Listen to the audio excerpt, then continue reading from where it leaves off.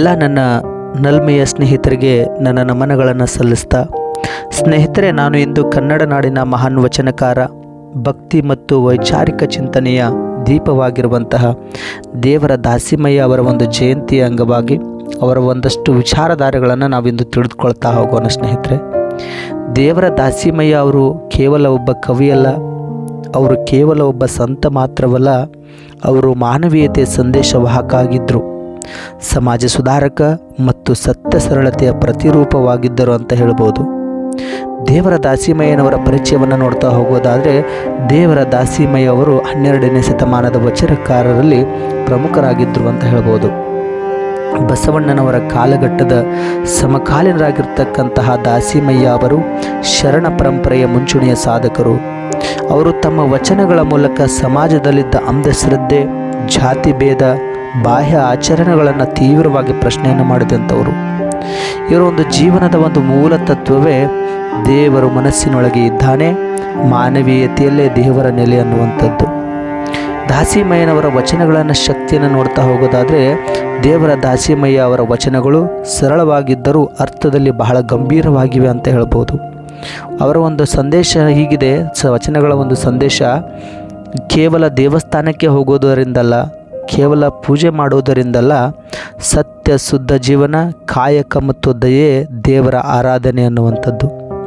ಇವರ ವಚನಗಳು ಸಾಮಾನ್ಯ ಜನರಿಗೂ ಸುಲಭವಾಗಿ ಅರ್ಥವಾಗುವಂತಿದ್ದವು, ಅದಕ್ಕೆ ಇಂದಿಗೂ ಕೂಡ ಅವು ಜೀವಂತವಾಗಿವೆ ಅಂತ ಹೇಳ್ಬೋದು. ಕಾಯಕ ಮತ್ತು ದಾಸೋಹವನ್ನು ನೋಡೋದಾದರೆ, ಶರಣರ ಪ್ರಮುಖ ತತ್ವವಾದ ಕಾಯಕ ಮತ್ತು ದಾಸೋಹ ದೇವರ ದಾಸಿಮಯ್ಯ ಅವರ ಜೀವನದಲ್ಲೂ ಸ್ಪಷ್ಟವಾಗಿ ಕಾಣುತ್ತದೆ. ಅವರು ಹೇಳಿದ್ದು ಏನಂತಂದರೆ, ದುಡಿದು ಬದುಕುವುದು ಧರ್ಮ, ದುಡಿದು ಹಂಚಿಕೊಳ್ಳುವುದು ಪೂಜೆ ಅಂಥೇಳಿ. ಇದು ಇಂದಿನ ಸಮಾಜಕ್ಕೂ ಅತ್ಯಂತ ಅಗತ್ಯವಾಗಿರ್ತಕ್ಕಂಥ ಸಂದೇಶ. ಸ್ವಾರ್ಥ ಹೆಚ್ಚುತ್ತಿರುವ ಈ ಕಾಲದಲ್ಲಿ ದಾಸಿಮಯ್ಯ ಅವರ ಚಿಂತನೆ ನಮಗೆ ಮಾನವೀಯತೆಯ ಒಂದು ದಾರಿ ತೋರಿಸುತ್ತವೆ ಅಂತ ಹೇಳ್ಬೋದು. ಸಮಾಜ ಸುಧಾರಣಕನಾಗಿ ದಾಸಿಮಯ್ಯನವರನ್ನು ನೋಡೋದಾದರೆ, ಆ ಕಾಲದಲ್ಲಿ ಸಮಾಜದಲ್ಲಿದ್ದಂತಹ ಜಾತಿಭೇದ, ಮೇಲ್ಮೈ ಕೆಳಮೈ, ಶ್ರೀಮಂತ ಬಡವ ಎನ್ನುವ ಅಂತರಗಳನ್ನು ದೇವರ ದಾಸಿಮಯ್ಯ ತೀವ್ರವಾಗಿ ವಿರೋಧಿಸಿದರು ಅಂತ ಹೇಳ್ಬೋದು. ಅವರ ದೃಷ್ಟಿಯಲ್ಲಿ ಎಲ್ಲರೂ ಒಂದೇ, ಮಾನವ ಮೊದಲು, ನಂತರ ಮಾತ್ರ ಬೇರೆ ಎಲ್ಲವೂ ಅಂತ ಹೇಳ್ತಾರೆ. ಇದು ಇಂದಿನ ಯುವಜನತೆಗೆ ಬಹಳ ಮುಖ್ಯವಾದ ಸಂದೇಶ ಅಂತ ಹೇಳ್ಬೋದು. ಇಂದಿನ ಕಾಲಕ್ಕೆ ದಾಸಿಮಯ್ಯ ಅವರ ಸಂದೇಶವನ್ನು ನೋಡೋದಾದರೆ, ಇಂದು ನಾವು ತಂತ್ರಜ್ಞಾನದಲ್ಲಿ ಬಹಳಷ್ಟು ಮುಂದುವರೆದಿದ್ದೇವೆ, ಆದರೆ ಮೌಲ್ಯಗಳಲ್ಲಿ ತುಂಬ ಹಿಂದೆ ಬಿದ್ದಿದ್ದೇವೆ. ಸ್ನೇಹಿತರೆ, ಈ ಪ್ರಶ್ನೆಗೆ ಉತ್ತರ ಹುಡುಕಲು ದೇವರ ದಾಸಿಮಯ್ಯರ ವಚನಗಳು ನಮಗೆ ದಾರಿಯನ್ನು ತೋರಿಸುತ್ತೇವೆ ಅಂತ ಹೇಳ್ಬೋದು.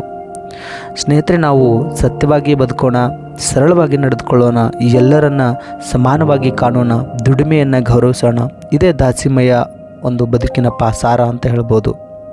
ಯುವ ಜನತೆಗೆ ಒಂದು ಸಂದೇಶ, ದಾಸಿಮಯ್ಯರ ಒಂದು ಬದುಕು. ನನ್ನ ಪ್ರೀತಿಯ ಯುವ ಮಿತ್ರರೇ, ದೇವರ ದಾಸಿಮಯ್ಯ ಅವರ ಜೀವನದಿಂದ ನಾವು ಕಲಿಯಬೇಕಾದ ದೊಡ್ಡ ಪಾಠವೇನಂತಂದರೆ, ದೊಡ್ಡ ಹೆಸರಲ್ಲ, ದೊಡ್ಡ ಗುಣವೇ ಮನುಷ್ಯನನ್ನು ಮಹಾನ್ ಮಾಡುತ್ತದೆ ಅನ್ನುವಂಥದ್ದು. ಪರೀಕ್ಷೆ, ಉದ್ಯೋಗ, ಜೀವನದ ಹೋರಾಟ ಎಲ್ಲದರಲ್ಲೂ ಸತ್ಯ ಮತ್ತು ಶ್ರಮವನ್ನು ನಾವು ಕೈ ಬಿಡಬಾರ್ದು ಅಂತ ಹೇಳ್ತಾರೆ. ಕೊನೆಯಲ್ಲಿ ಹೇಳೋದಾದರೆ, ದೇವರ ದಾಸಿಮಯ್ಯ ಅವರು ನಮಗೆ ಬಿಟ್ಟು ಕೊಟ್ಟಿರುವುದು ಕೇವಲ ವಚನಗಳಲ್ಲ, ಒಂದು ಬದುಕುವ ದಾರಿ. ಅವರು ಈ ಒಂದು ಜಯಂತಿಯ ದಿನದಂದು ಅವರ ತತ್ವಗಳನ್ನು ನಮ್ಮ ಜೀವನದಲ್ಲಿ ಅಳವಡಿಸಿಕೊಂಡಾಗಲೇ ಈ ಆಚರಣೆಗೆ ಒಂದು ನಿಜವಾದ ಅರ್ಥ ಬರುತ್ತದೆ ಅನ್ನುವಂಥದ್ದು. ನಾವೆಲ್ಲರೂ ದೇವರ ದಾಸಿಮಯ್ಯ ಅವರ ಸಂದೇಶವನ್ನು ನಮ್ಮ ಮನಸ್ಸಿನಲ್ಲಿ ಹೊತ್ತುಕೊಂಡು ಸತ್ಯ, ಶ್ರಮ ಮತ್ತು ಸಮಾನತೆಯ ಒಂದು ಸಮಾಜ ನಿರ್ಮಾಣಕ್ಕೆ ಕೈ ಜೋಡಿಸೋಣ ಅಂತ ಹೇಳ್ತಾ ನನ್ನ ಎರಡು ಮಾತುಗಳನ್ನು ಮುಗಿಸ್ತಾ ಇದ್ದೇನೆ.